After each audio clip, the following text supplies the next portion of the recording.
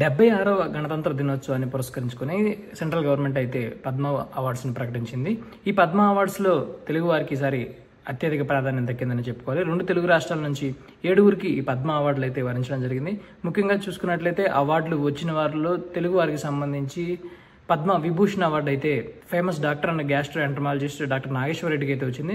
దాని తర్వాత సినిమా రంగంకి వచ్చేసరికి నందమూరి బాలకృష్ణకి పద్మభూషణ్ అవార్డు అయితే రావడం జరిగింది. దీంతో పాటుగా మొత్తం 7గురికి పద్మ విభూషణ్, 19 మందికి పద్మభూషణ్, దాంతోపాటు 113 మందికి పద్మశ్రీ అవార్డులు అయితే దక్కడం జరిగింది. అయితే దేశంలో 30 మంది సామాన్యులకి ఈ అవార్డులు కూడా వచ్చాయి.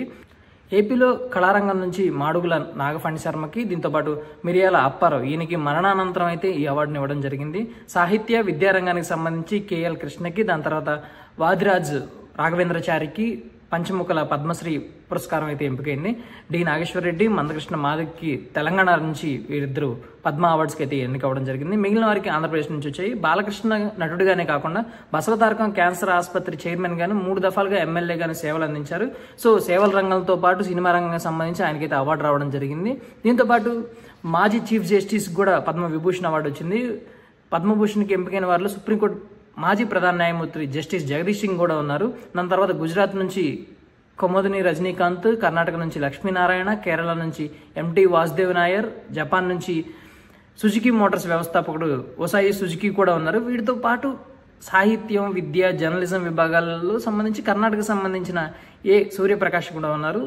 ఈనాడు ఢిల్లీ బ్యూరో చీఫ్గా పనిచేశారు ఆయన. ప్రస్తుతం ప్రసార్ భారతికి చైర్మన్గా వ్యవహరిస్తూ ఉన్నారు. సో వీరందరికీ పద్మ అవార్డులు, పద్మశ్రీ అవార్డులు, పద్మ విభూషణ్ అవార్డులు అయితే రావడం జరిగింది. నిన్న సాయంత్రం ఎవరెవరికైతే ఈ అవార్డులు అనౌన్స్ చేశారో వారందరికీ ప్రధానమంత్రి నరేంద్ర మోడీతో పాటు తెలుగు రాష్ట్రాల ముఖ్యమంత్రులు కూడా విషెస్ చెప్పారు. ఎస్పెషల్ నందమూరి బాలకృష్ణ విషయానికి వచ్చేసరికి ట్విట్టర్తో పాటు ఇన్స్టాగ్రామ్, ఫేస్బుక్ అయితే మారుమోగిపోయింది. జై బాలయ్య నినాదాలతో అయితే ఊపందుకుంది. జూనియర్ ఎన్టీఆర్, నాని, చిరంజీవితో పాటు అగ్ర హీరోలందరూ బాలకృష్ణకి శుభాకాంక్షలు తెలిపారు.